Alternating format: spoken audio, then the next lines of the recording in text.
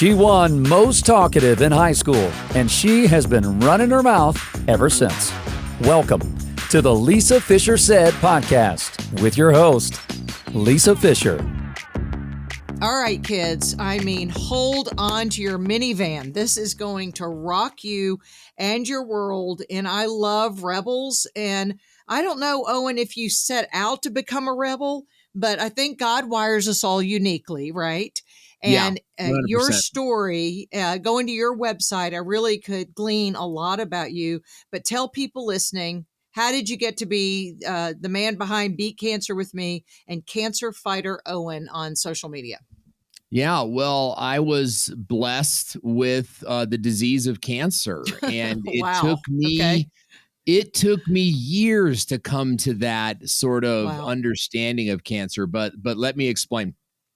I was diagnosed with stage 4 terminal cancer. The doctors told me that I would have 2 years to live, that there was no chemo that would save my life, and they sent me home to die. And I remember going home. I remember meeting my kids at my parents' house and giving them a big family hug. And I wasn't quite ready to tell them what I had heard. I just needed to hold my babies.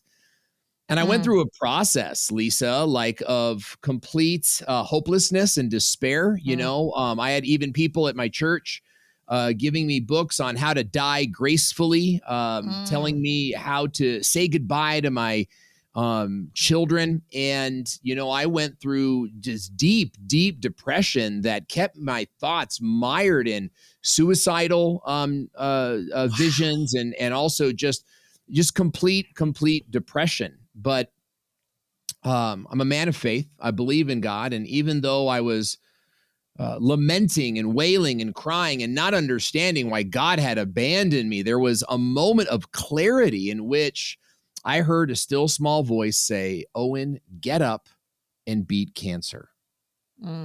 And from that moment on, Lisa, I recognized that there were other people in this world who would beat cancer. And as bad as I had it, I believed that they were worse than me. I'm like, there are people worse off than me that have beaten it. And if the hospital can't help me, I'm going to go look at what else. What are survivors doing? And that began my journey into the metabolic approach to cancer, is where I learned the truth about what cancer is, how it affects the body, and how it can be defeated in the kitchen without chemo, without radiation or other toxic drugs. And within 90 days, I had shrunk my tumor load 30%. And we are now at it's just over the 2-year anniversary. The doctors told me that I would have 2 years to live. And I just celebrated the 3rd birthday since them telling me that. And I am 100% entirely cancer-free with no chemo. Okay, let's talk about then the diagnosis and how you got to the diagnosis, because you look like a man in your 20s, but if I did some math, you probably might be 30-something. Praise the Lord. If you could just say that one more time, I'm going to put that on my voicemail. Right. And I'm going to make the truth is you're young, viable, thin. All the things we know that go against cancer. Age is an opponent. Obesity is an opponent, metabolic disorders and all that. So you don't look like you fit any of that. Yeah, and I wasn't this person a couple years ago. I was actually a very unhealthy person, and I feel like most of us are actually pretty unhealthy, but we've been sort of bought this new idea of normal, right? You've got hypertension, but that's normal. Excuse me? What? At what point then does stage 3 cancer just become normal, right? This is a really scary place to be, right? So my bigger story is that I was actually diagnosed in 2015, okay? So in 2015, as a brand new entrepreneur, I had 3 kids under 3 years old. I was starting a business. I'm actually a YouTube coach. I'm a YouTube consultant. Good. I've been doing this for a long time. But I was working my fingers to the bone, and in one sudden collapse, I fell to the floor and was rushed to the emergency room, where the doctors found a 12-centimeter tumor inside my chest. The diagnosis was thymoma. This is a branch of thymic cancer. It was at that point, I think, stage 2 or stage 3.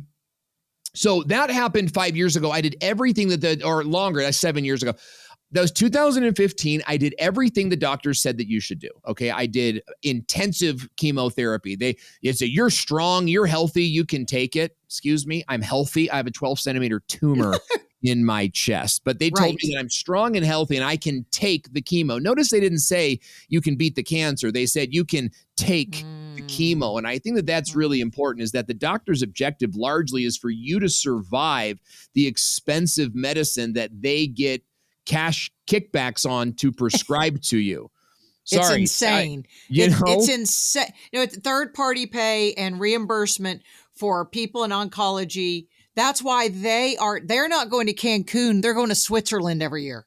Yeah. They're on, they are treated royally. Go inside any office. There's food and lobster and sushi from every drug rep in the world. Dr. Peter Glidden, PhD, did a massive research on the effects of chemotherapy globally, and found that chemotherapy fails in 97% of cases globally. That's so he asked the question, why is it still used then? And he was able to connect that chemotherapy is the only classification of pharmaceutical drug that allows the doctors to receive direct remuneration. Now, this is not something that, people, they talk about necessarily in the office, but what happened to me was I did everything that they told me to do. I did the chemotherapy, I did the radiation therapy, and my body was never the same again.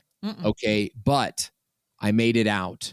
In fact, I remember when they let you ring the bell when you're done with this thing. And I rang the bell, and I remember thinking later that night, like, what did I ring the bell for? Is the cancer gone? Am I done? No. Am I better? Like, no, you just finished the drug protocol. That's that you celebrate your financial ability to pay for it. Right. And you celebrate their financial ability to celebrate. It is not anything. It was no victory on your part. That is such a facade. When I see people, and I hate it for them on social media, the women have no eyebrows, no hair. Yes. They're being pushed in a wheelchair and they're ringing the bell, and there's nothing to celebrate. Because because you're finished, it's not over. Oh, I love it, Lisa. And they call us warriors. They call us like cancer fighters and all these things. Yeah. And I sort of use that term on my own moniker and my own handle on Instagram for a reason. But it's like, no, I am a cancer thriver, right? I am thriving after cancer. And this idea of coming out of cancer, battled and bruised, your body never the same again, So I did everything that they said to do. And 4.5 years later, the cancer came back as stage 4, where they now told me it was terminal. They told me that no chemotherapy would help me, but guess what they recommended I do? That's right. They recommend I do chemotherapy anyway. My goodness. So when it came back, that's when I decided that the medical system had failed me, and that, in fact, it actually had succeeded, because this idea that their goal is to cure diseases, I think people think that that's the goal. The goal is to create patients for life, right? And if we can get you on a pill or two that gets you sort of on this system for life, and then another pill for those symptoms and these pills, you're never at any point being taught about optimal living or healing, right? And I wanted to only hear these words, heal. And it was ironic. I just finished a biopsy on the most recent, tumor low. This was 2.5 years ago. And I'm sitting in the hospital room, and a dear friend of mine, Angelica, says, watch this documentary, Heal. It's on Amazon Prime. Okay. And so I watched that documentary, and all of a sudden it was kind of like, wow, so healing is my goal, not dying, right? And not like endless appointments. It really put a framework around what I wanted to do. And so it was a pivotal moment for me in looking at why the cancer was there, why my body was producing cancer, right? Like, my body's not producing cancer because it has a low supply of chemotherapy, right? Like, there are other reasons. It's not chemo deficient. It's not chemo deficient. That's it. Exactly. Right. So I began the journey into discovering like what cancer is. And here's, what I discovered is that 90% of these cancers are the same, right? Whether it's a blood cancer, tumor cancer. When I get together with survivors, that's the only thing that matters is you want to be looking, if you have cancer, you have a loved one that has cancer, you want to be in an environment of survivors and thrivers, people who are alive today and getting better, right? To go to a chemotherapy infusion room where everyone is bald, sick, and dying, like that's not the place to get your advice from, right? That's why I left chemotherapy. I said, I'm not going to be around this room. Like you become the 5 people you hang around. And if the 5 people I hang around are dead, then what does that make me? Right? So I wanted to be around survivors. And you know who I found? I found Dr. Nasha Winters. I found Miriam Kalamian, who wrote Keto for Cancer. I found Dr. Thomas Seyfried, who works at Boston University and is like the foremost cancer researcher in the country. I found Chris Wark at Chris Beats Cancer. And then I found, the coaches that have helped those people, Ben Azadi, Dr. Thomas Lodi, and these different therapists that have largely been suppressed and I wouldn't say ousted from mainstream medicine, but they don't fit. No, they are. They're absolutely that was the beginning of shadow banning. And, we thought it was COVID that the naysayers started. They put a bucket of cold water on. No, it started with anybody who's gone against the narrative from big pharma and big food, 100%. which we know. And those are the people I really admire. So I was raised by my cousins, and the man who I called my dad was an attorney. And they, in the 80s, as an attorney, started seeing that vaccines had injuries. That's when you could sue the manufacturer. Right. He was just a little civil trial lawyer in South Arkansas. So those are really taken on by bigger lawyers in federal cases, right? But that's the first time I started having the skepticism to see. Dr. Robert Mendelsohn is his name, wrote Medical Heretic in the 80s. Yeah. And that was he was an early adopter, and he was an MD saying there are side effects to things that last forever. You don't have to do everything your doctor says. That's what I want people to hear. I think that's good. His doctor's not the boss of you. He's not the principal of your school. Yeah. It's your body, your choice. I recently did a video on this on my Instagram page on how to say no to your doctors. And the reason I did that video is because I was getting a lot of questions of like, is chemotherapy compulsory? Do I have to do chemotherapy? No. And one of the things I think we should all be aware of is that if you're under 18 in the United States, you must do chemotherapy. By law, the government can come and take your child away. That is a fact. That is a law that is on the books. There may be some exceptions, some places. But it is not until your child is declared hopeless that you can opt out of chemotherapy. And, it's interesting. A colleague of mine, I didn't even know her at the time. I was walking through a conference in Los Angeles, and all of a sudden I got someone pull on my shoulder and said, "Are you Owen?" And she just began to cry. And what had happened was her son had been told by the doctors that it was hopeless. Like she was forced to do chemotherapy on him. Wow. And then they told him there's nothing we can do. We've done everything that we can do. They basically killed him and then sent him home. And that's when she found my videos and she began to learn about the keto diet. And so she immediately put her son on a keto diet. He is alive and thriving today and healthier than he has been his entire life. And I praise the Lord that I got to play even a tiny role in that. And so, we need to know that chemotherapy for adults is not compulsory. You can say no, but if you're a parent of a child with chemotherapy, like we have got to fight to change these laws. And we have also got to be aware that these laws exist. I tell people that and they go, no, that can't be true. And they discard it immediately. I had no idea. But I wanted to put that out there for everyone to know. Now, back to the original question, like, is chemotherapy compulsory? Like, how do you say no to your doctor? Like, first of all, you are the CEO of your own health. And here's a great illustration for you.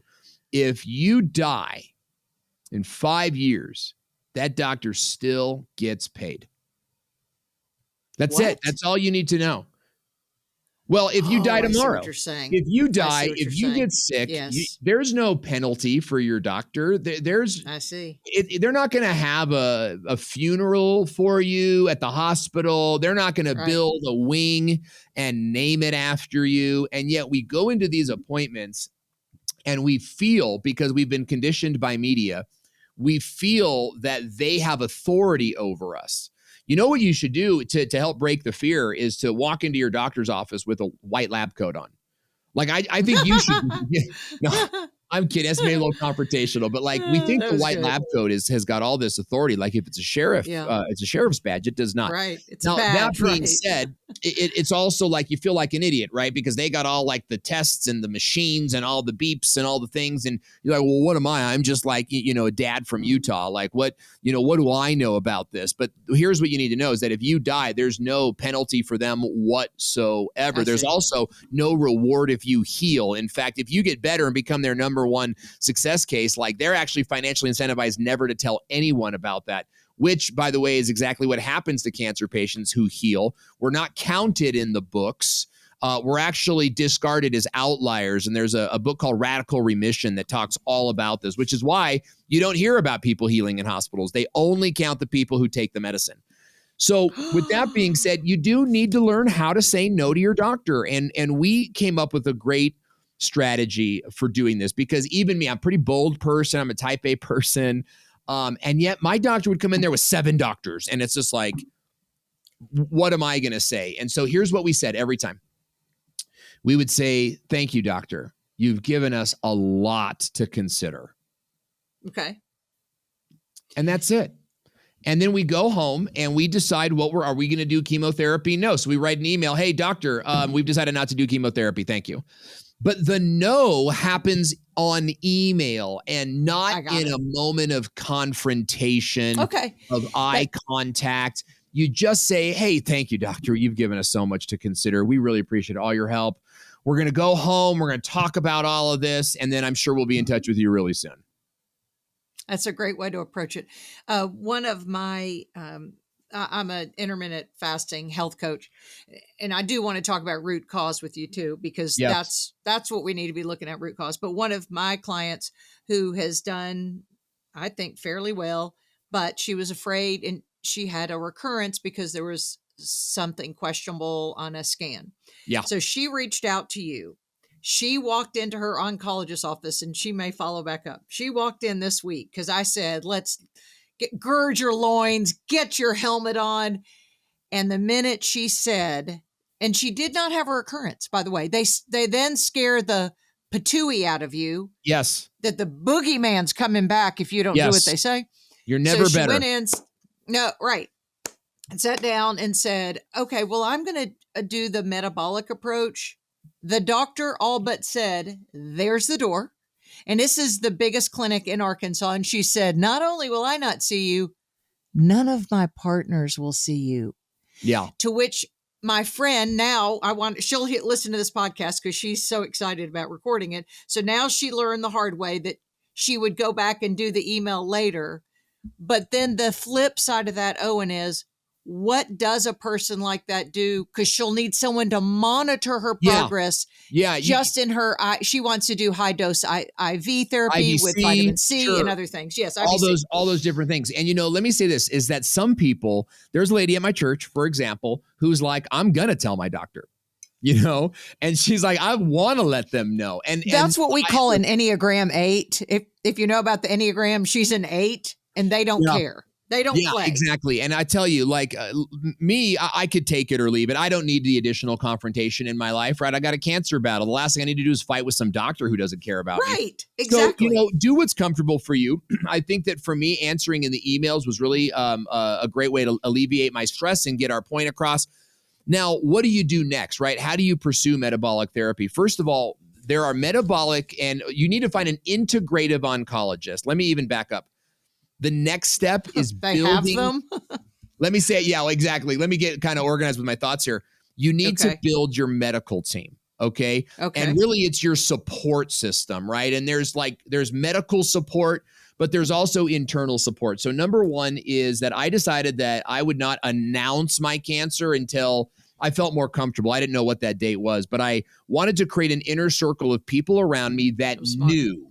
And those people had to be aligned with my decision. So I asked I had certain family members of mine to get the book Radical Remission and listen to it. And if they could agree to the principles in the book, like and agree to support me in that way, that there would never be convincing to go to chemo, that there would never be talking about what goes on my gravestone. The possibility of death was never brought up. Then you could be in my inner circle, right? But we're going to follow the metabolic path. And everybody that I gave the book to agreed to that. And there was even some medical nurses, like I've got a lot of nurses and medical professionals in my family. And I think that I turned their heads a little bit too, and maybe changed some perspectives there. My sister, who I just deeply respect and admire, as like adopted plant-based living as a result of some of this. So that's your like support network, and you need to have that, right? Because you can't have your mom or your sister sneaking you Diet Coke.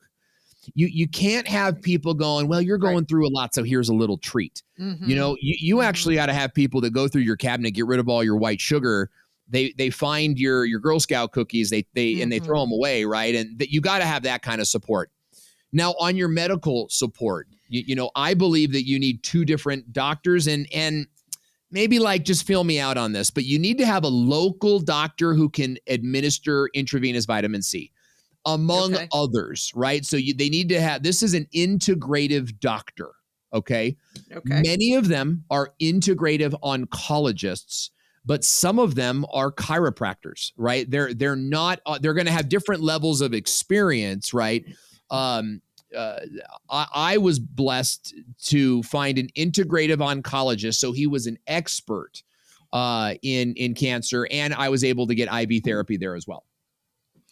Well, and that maybe state by state has some limitations. Our chiropractors and naturopaths in Arkansas cannot prescribe. So this same girl is looking to see if my nurse practitioner, who is open-minded about a lot of things, and I would there say are, I'll tell you, I was just in my neighborhood last week, and there's a new office called Integrative Freedom. And I'm like, what in the heck is that? Is that and sure enough, it was an integrative oncologist. And it looks like there's an integrative oncologist there with a chiropractor. My guess is the chiropractor keeps people adjusted all day. And then the integrative is there for the cases and prescribing.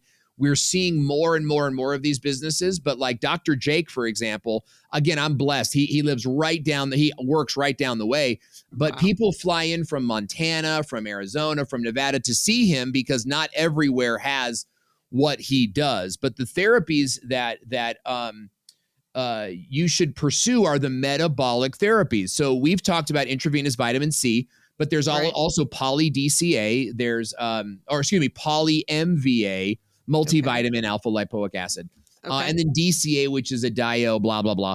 Look, all of this is on my website at beatcancerwithme.com, but it's also covered in a book called The Metabolic Approach to Cancer, which I read.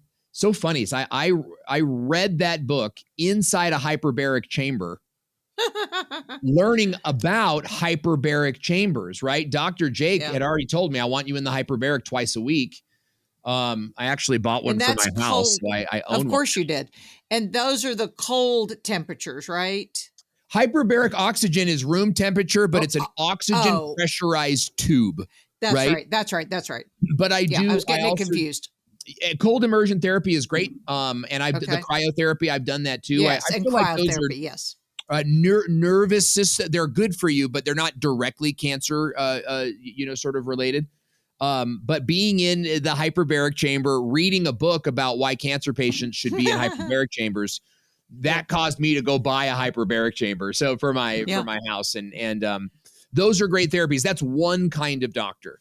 Now, I have another doctor that I consult with virtually, and this is what I would call like a cancer coach, right? This is somebody who is more in the business of remission versus administration, right?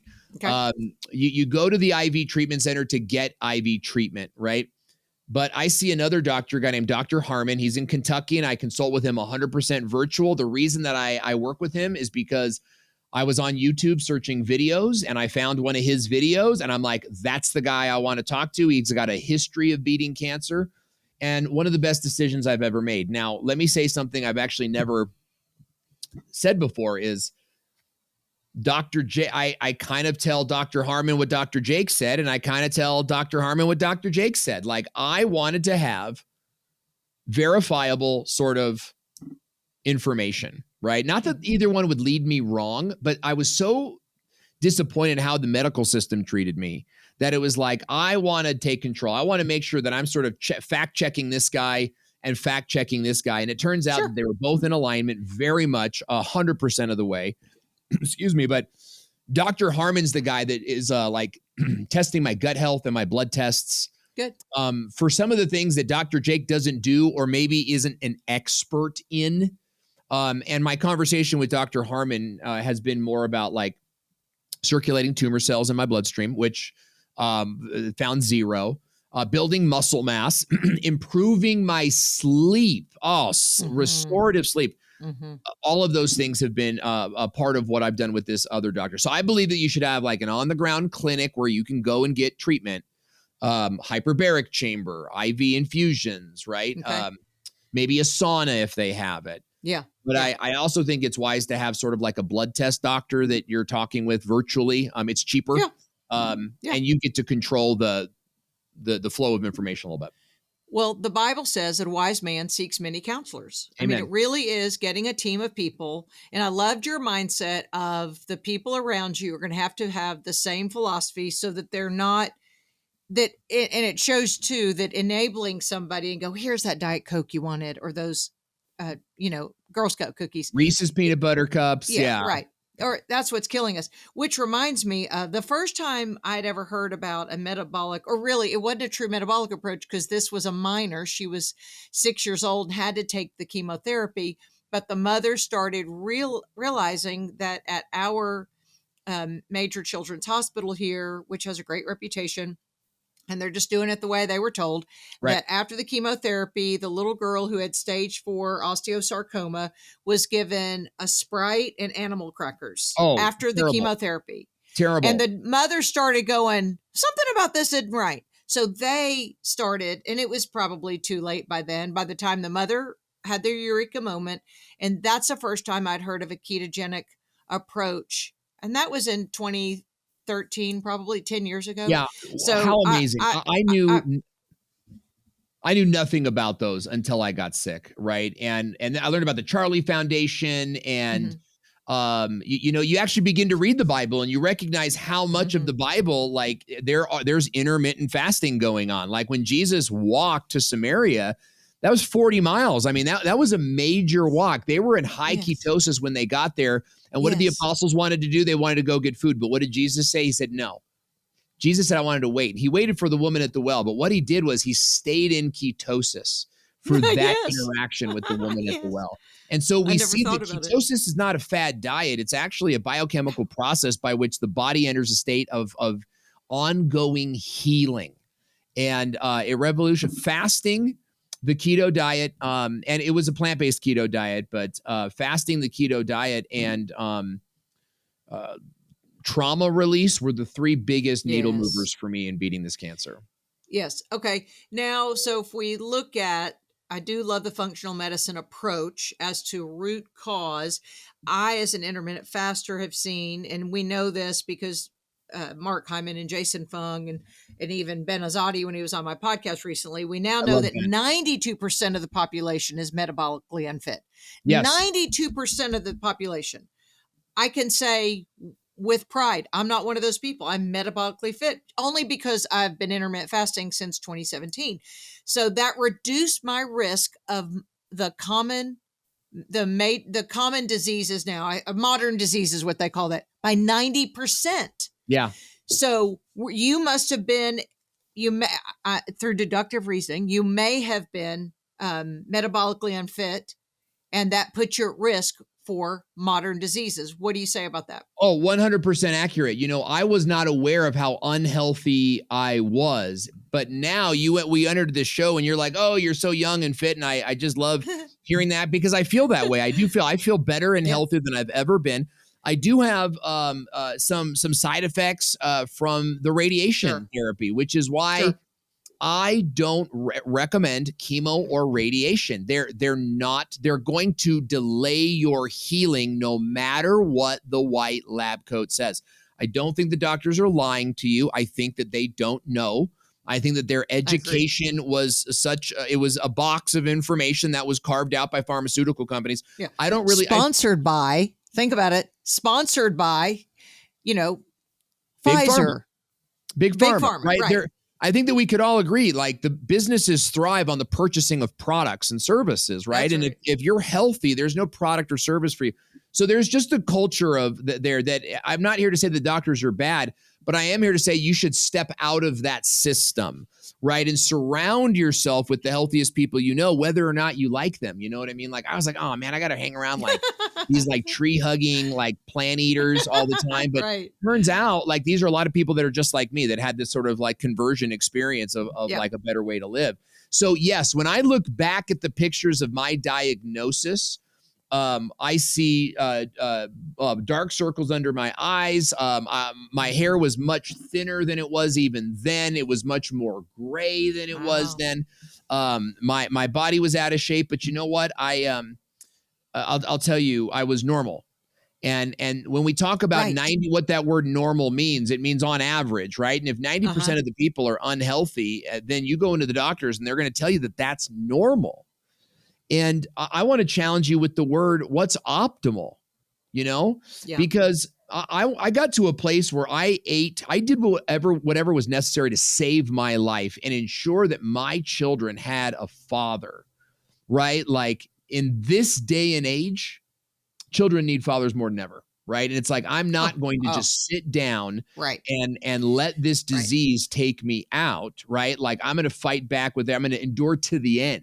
Right, as Paul instructs us to do. And so that's what I did. And I feel like what happens with a lot of people is we're told that we're normal. So even though you have belly aches, even though you have heartburn every night, even though you can't go to the mail without breathing deeply, you stay in this place of sort of like, well, the doctor said I'm normal and I don't really want to hang around plant eating hippies. So I guess I'm just fine.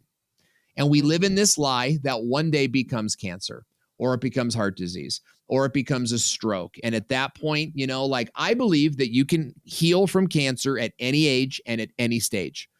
But I also believe that there are some people who start trying when it's too late. Mm-hmm. So start now. So you're saying we have to start now, right? I remember when my mother-in-law was diagnosed with cancer in 2002 with breast cancer, and it was stage 4 by the time they found it. Yeah. Now she did whatever her doctor said. She ate a low-fat diet. She was slim, but she had a low-fat diet. She ate desserts every day. They had packaged foods every day because margarine was a great invention to that generation. Yep. Anything that I did was wacky. And I remember after she went through chemo and then radiation, and then she had a recurrence, like so many, because they told her she had beat it at one time, or she was cancer-free. I've got stories. Right. And then it came back and it was in her brain, and she had one treatment of that gamma knife radiation, and we never saw her again. And I remember the oncologist saying, to my husband, your mom is not going to make it. And he said, it wasn't the cancer that beat her. It was the medicine. It was the medicine. And then my father-in-law remarried. I'll be darned. That woman had some type of lymphoma, had one treatment of chemo. She was like 95 pounds. There was nothing to her. She hadn't had an aspirin. She hadn't had a steak in 35 years. I mean, just healthy. But she had worked in the beauty industry years and years ago, and they used to use a lot of chemicals. Lymphoma is a chemical. Yeah, that's right. So it's not too unusual. But all that to say, one treatment of chemotherapy, same oncologist came in and said, well, I hate to tell you, but now your stepmother's not going to make it. And he said, it's not the cancer, but it's the treatment. So doctors aren't surprised by that, by your thought process to say that. They don't like the pushback, but you have to, facts are facts. And people don't die of cancer, they die of the treatment. Yeah, and I've got story after story. One of my dear friends, he's the greatest man I've ever known. But his nephew was diagnosed with cancer. It wasn't lymphoma, but maybe it was, leukemia. I think it was. Oh, leukemia. And Yeah. he died from an ancillary cancer that developed from the chemotherapy they gave him for the leukemia. Okay.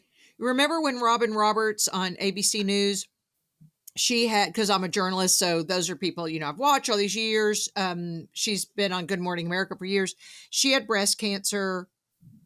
She had the radiation and the chemotherapy, and 5 years later, she got the lymphoma that comes from, and she said this was the risk of having the radiation was an ancillary secondary cancer. Yeah, secondary That's when I would start.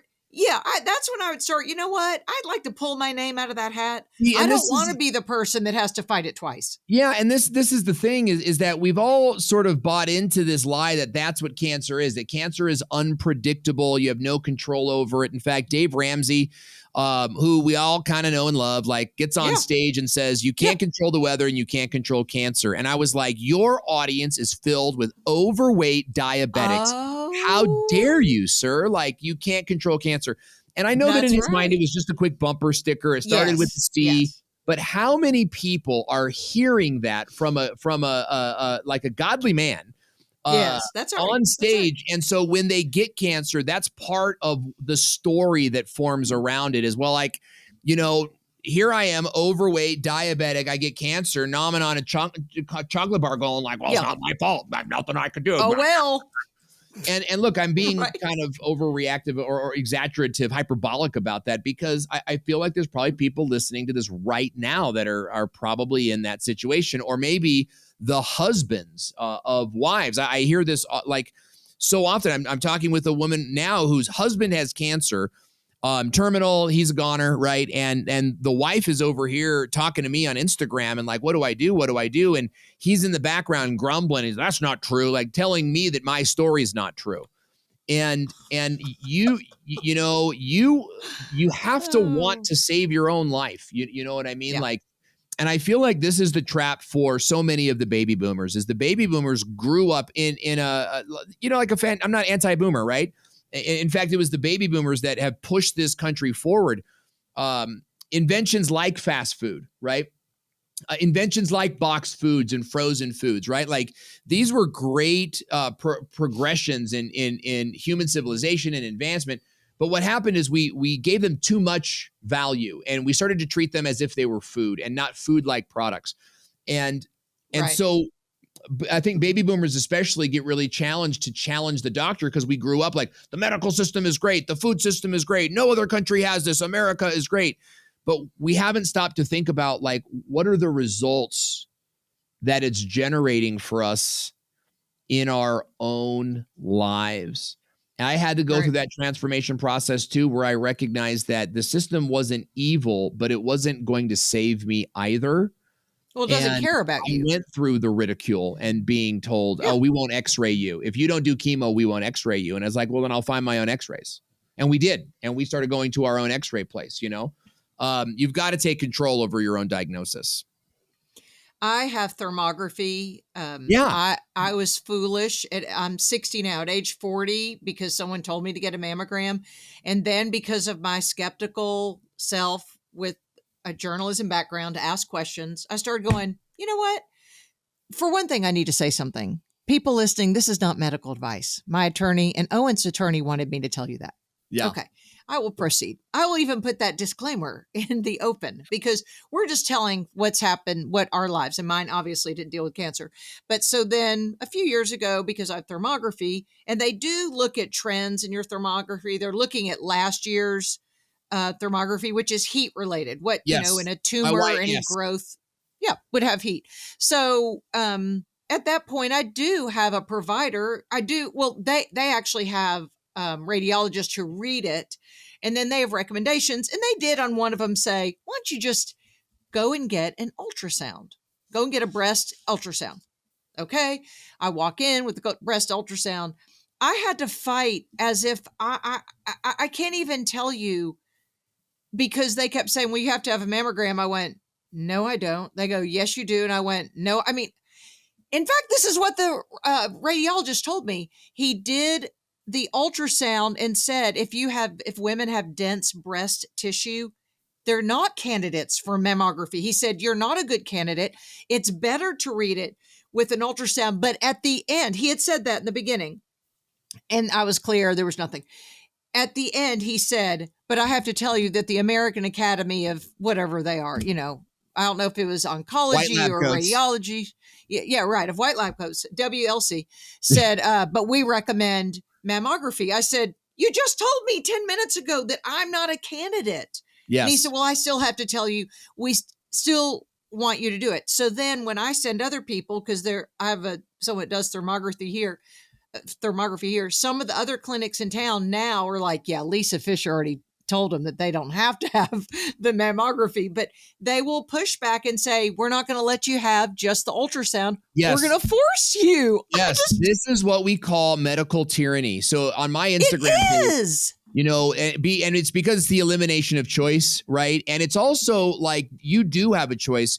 You could leave the hospital, right? Like, my wife and I were talking, and she's like, what would you do if one of our kids, had cancer? I would say, oh my gosh, thank you, doctor. Like, okay, we're going to go to the primary children's care. We're going to go like to some other hospital where they do this. And I would never call them again. Right. I'm not going to say, well, we're going to try the metabolic path and be sure to follow up with us. And, it's like, oh my gosh, thank you, doctor. So much, this idea that we don't have choice, this idea that we have to tell the doctor everything, that they don't have to tell us everything. They can keep us waiting in their offices for 35 minutes past our appointment time. There's no remuneration for us, but if I miss an appointment, I get charged $97. Like, this system was designed to steal your wealth while it kills you.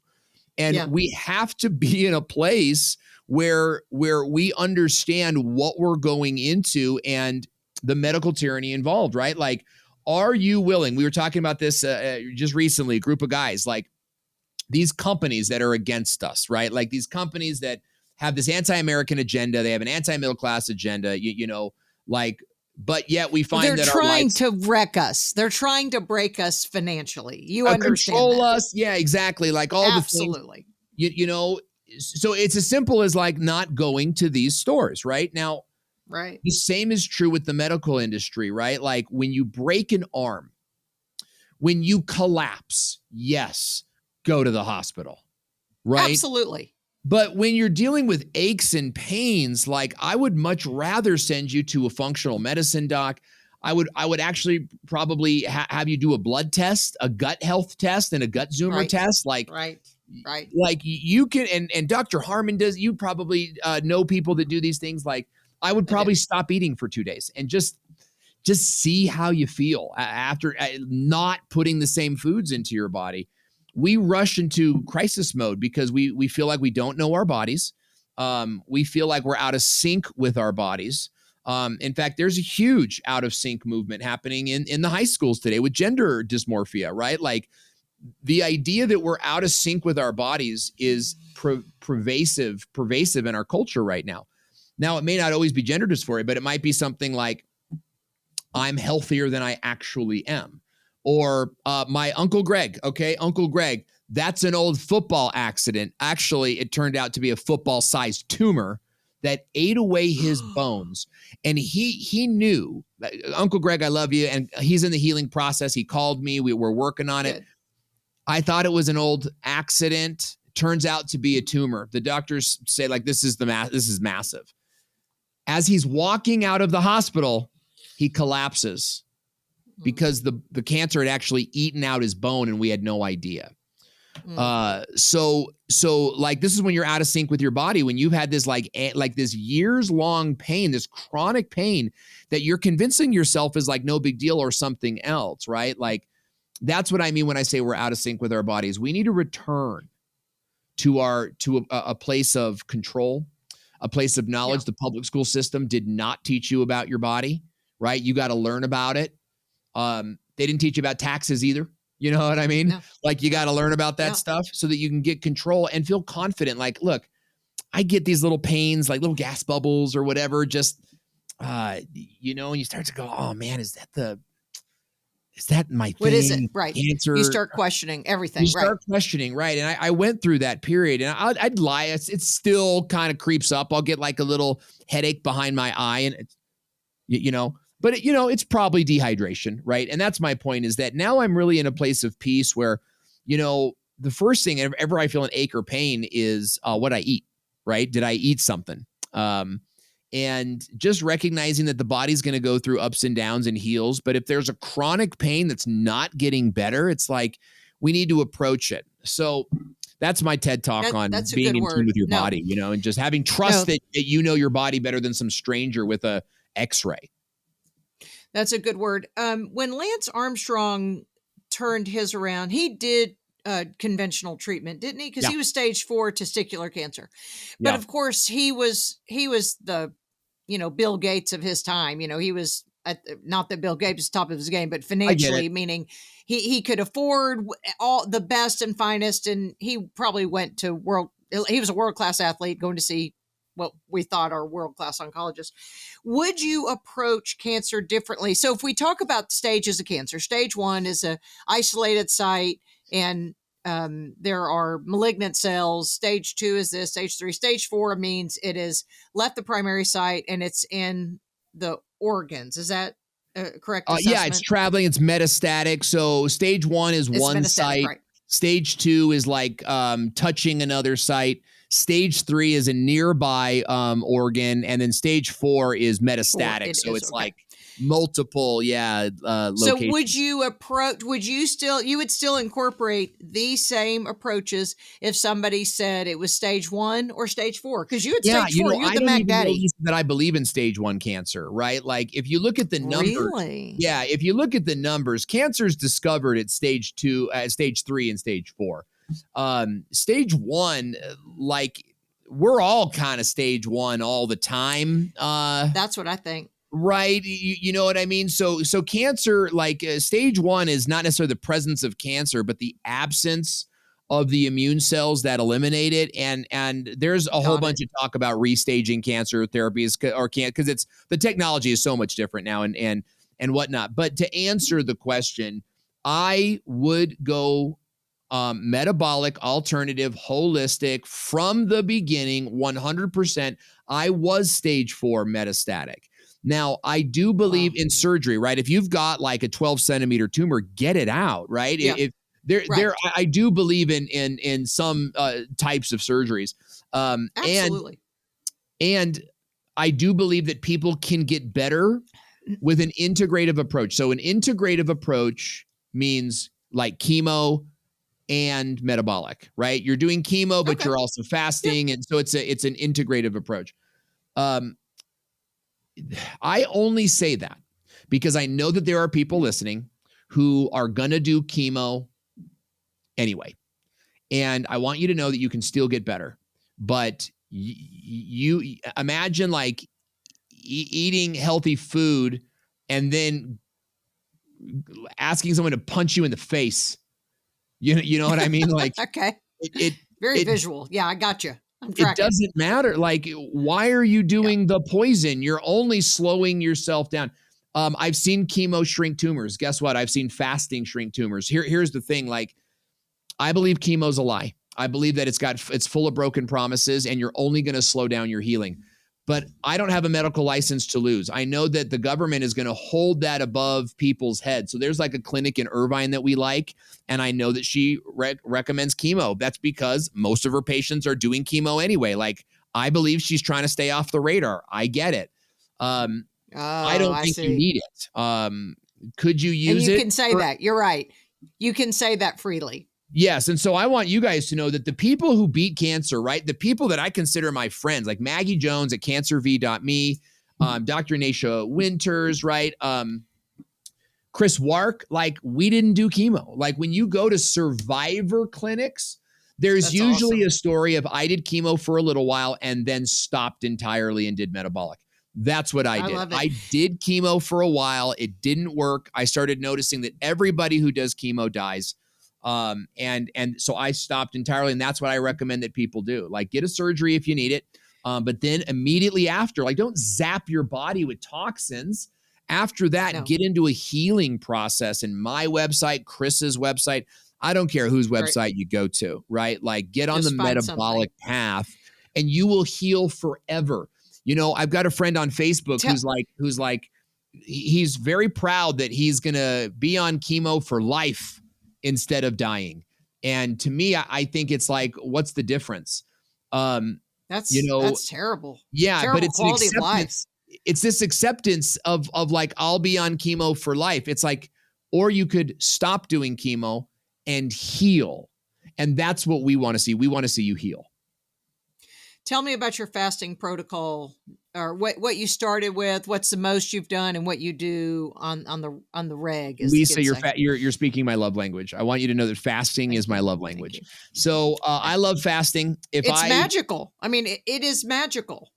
If you are broke, if you are poor, if you have no insurance and you get cancer, stop eating and your cancer will decrease. Your symptoms will go away.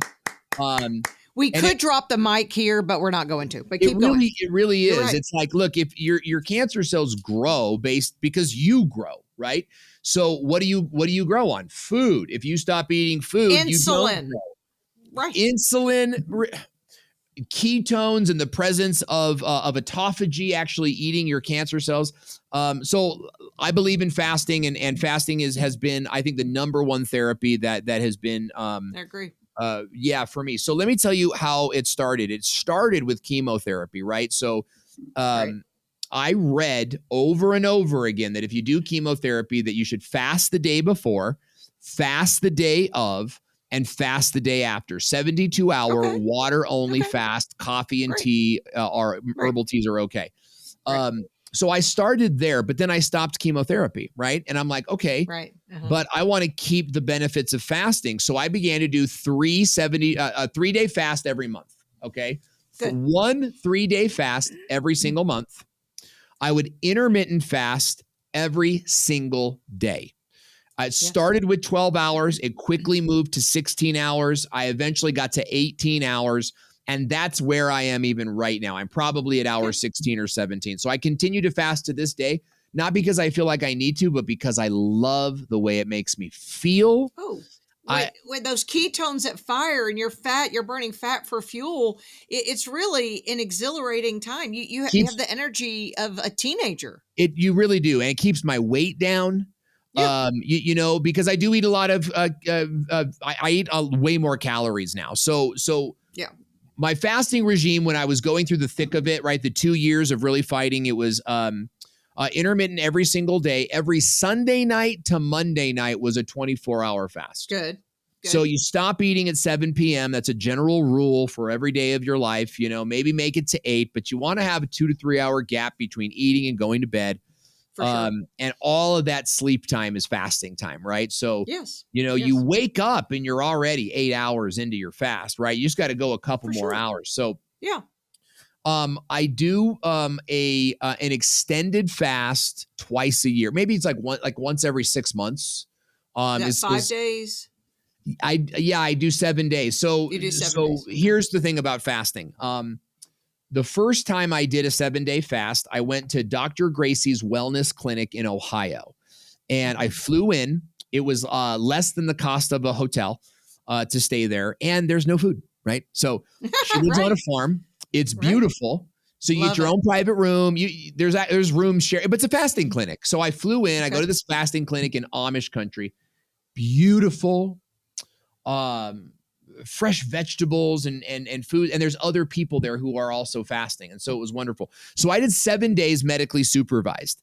And I was there for a total of 10 days. It was a 7-day fast and then a 3-day refeed. Okay. We can't talk about fasting unless we're talking about refeeding. Right. So your refeeding should be slow and gradual, and it should be, plant-based. Cucumber juice, watermelon juices are best. Maybe move into some broths and soups. Right. Before you start eating whole foods again. You do not want to crash your fast with a burger. You'd be so sick. You would be. You'd throw it up. I did it. Proof. Okay. Right. There you go. It doesn't work, you know? So, Right.